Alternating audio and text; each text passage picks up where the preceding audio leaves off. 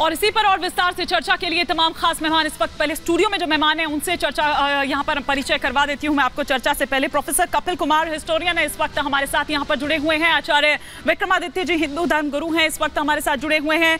अश्विनी मिश्रा जी बतौर political analyst इस वक्त हमारे साथ जुड़े हुए हैं। दुष्यंत नागर जी हमारे साथ हैं और आज कोलकाता से सीधा यहाँ पधार गए हैं। संजय सरकार जी लीडर हैं टीएमसी के, साथ ही साथ जल्दी हमारे साथ शाइना एनसी भी जुड़ेंगी, बीजेपी की स्पोक्स पर्सन है। लेकिन दुष्यंत जी, आप ही से मैं चर्चा की शुरुआत करना चाह रही हूं कि ये कांग्रेस चाहती क्या है? मतलब आप ये कह रहे हैं कि राम मंदिर जो है वो अशुद्ध है और जब आप लोग सत्ता में आएंगे तो फिर शुद्धिकरण उसका कराएंगे। अशुद्ध है राम मंदिर? आप ऐसा मत कहिए कि हम लोग, किसी ने नहीं कहा है, जिसने कहा गलत कहा है। नाना पटोले का बयान बिल्कुल खारिज करने योग्य है। राम मंदिर अजर अमर है, शाश्वत है।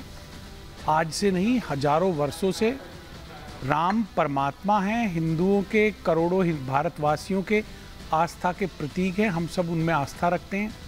देखिए, होए सोई जो राम रचिरा। आप आस्था रखते हैं? नहीं, कंप्लीट कर। अच्छा ठीक है, कंप्लीट कर लीजिए। चौपाई बोलते हुए तो मत। अच्छा ठीक है, माफी। होए सोई जो राम रचिरा का, ये रामायण की चौपाई है। जिस समय पे, जिस लग्न मुहूर्त में जो प्राण प्रतिष्ठा हो गई, शिलान्यास हो गया, जो कार्यक्रम हो गए सो हो गए। अरे राम का तो नाम ही पवित्र कर देता है, ये लोगों को सोचना चाहिए। राम मंदिर के लिए रखते हो भाई साहब, निकालो ना ऐसे अध्यक्ष को। देखिए, ऐसे अध्यक्ष को आप ठीक एक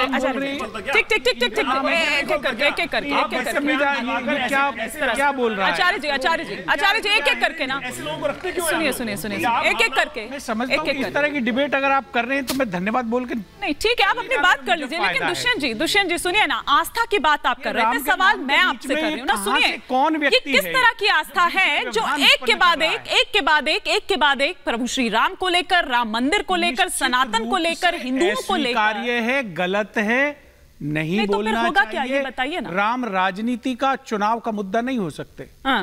राम इस भारतवर्ष के प्राण है। चुनाव तो छोड़ ही दीजिए सर, ये पता चलता है कि मन में किस तरह के, हिंदुस्तान से बाहर भी भगवान राम के प्रति लोगों में अगाध आस्था है, प्रेम है, और बिल्कुल भी इस प्रकार की बातें नहीं होनी चाहिए। ऐसे क्यों नहीं निकाला जाता? जो हिंदुओं पर आस्था, किसी ने रोका, जाके निकाल दो ना। आप मोदी आ गया तो सनातन को खत्म कर देगा। मुझे बताइए, ऐसे लोगों को आपने पाल रखा है, अपना सिरमौर बना रखा है, और उसके बाद आप तथाकथित तौर पर ऐसे बयानों कह देते हैं पार्टी नहीं है। मैं कहूंगा दुष्यंत जी वास्तविक तौर पर इस बात को समझाने का प्रयास करें। वो भाई साहब कोई अरे मेरे लोग नहीं है, अध्यक्ष है, अध्यक्ष। दो चीजें पार्टी के, दो चीजें अलग है, चुनाव का मुद्दा अलग है। आज बोल रहे हैं चर्चा करनी है। सुनिए ना, लेकिन दुष्यंत जी देखिए, जब सैम पित्रोदा पर बात हुई, सुनिए ना, जब सैम पित्रोदा पर बात हुई, 10 गारंटियों पे बात करिए। सुनिए ना दुष्यंत जी, आज जो बयान दिया उससे बात कर लो ना भाई। आज जो बयान दिया उससे बात कर लो, वो गारंटी है। आचार्य जी, आप 40 करोड़ भारतवासियों को 24 घंटे बिजली की गारंटी केजरीवाल दे रहा है। जनता ये कह रही है कि आप क्या शुद्धिकरण कराएंगे, पहले अपना मन तो शुद्ध कर लीजिए। वो नफरत जो राम के प्रति मन में है, प्रोफेसर कपिल कुमार, एक कर बाकी मेहमान हो जाइए, बैठ जाइए, शांत हो जाइए, आप भी शांत हो जाइए। आप भी मुद्दों पे राजनीति करनी है तो केजरीवाल की 10 गारंटियों पे चर्चा करिए। आज केजरीवाल जी ने कहा इंडिया लाइन, केजरीवाल जी आ गए। नहीं सुनिए, पूरे देश को हेल्थ की गारंटी, सुनिए ना सर, सुरक्षा की गारंटी, शिक्षा की गारंटी। ये आपका चुनावी मंच थोड़ी है सर, ये भाषणबाजी का मंच थोड़ी है। डिबेट हम करने के लिए यहाँ पर इकट्ठे हुए, लेकिन प्रोफेसर भारत पे होगी, भारत के मुद्दों पे होगी। सर रुक जाइए, शाश्वत है, रुक जाइए सर, जीवंत है, जो लोगों के लिए जरूरी है, उस पर चर्चा होनी चाहिए। हो गया दुष्यंत जी।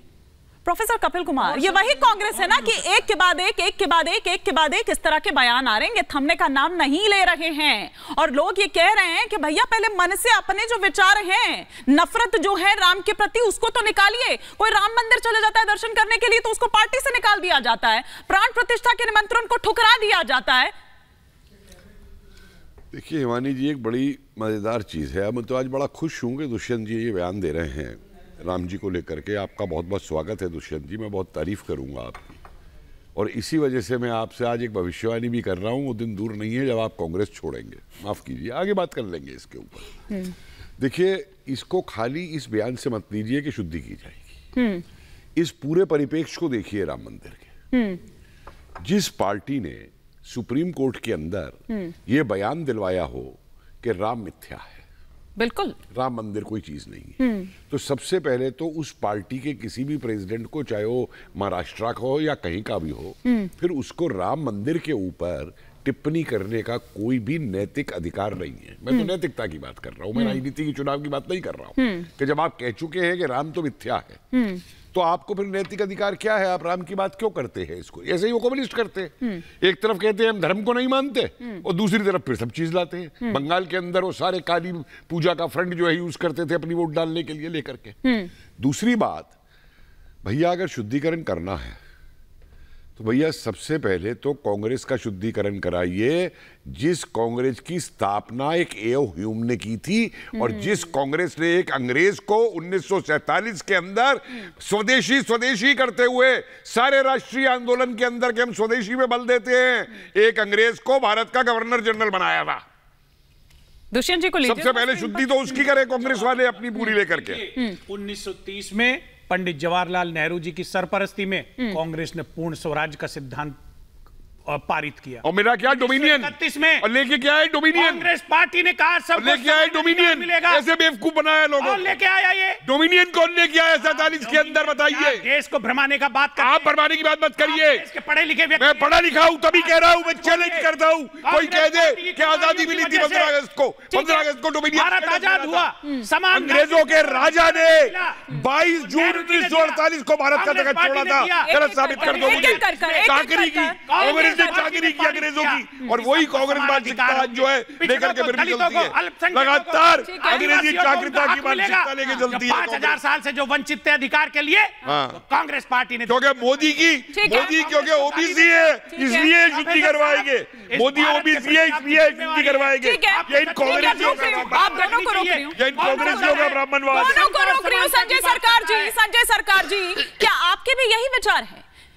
क्योंकि आप लोग तो प्रभु श्री राम का नाम मुख से निकालने तक नहीं देते हैं। रामनवमी के नाम पर मतलब ना जाने कौन सा दंगा भड़काने की बात करने लगते हैं। ये आज मोदी जी ने कहा, जब वो बंगाल में थे, चुनावी सभा को संबोधित कर रहे थे, रैली कर रहे थे, जनता से संवाद कर रहे थे, तब उन्होंने ये बात कही। जब लाखों गौ माताओं का हत्या होते हैं, जब उसी को एक्सपोर्ट करते हैं, आलेना जैसे कंपनी से भारतीय जनता पार्टी को चंदा लेते हैं, तब सनातनी लोग कहां रहता है?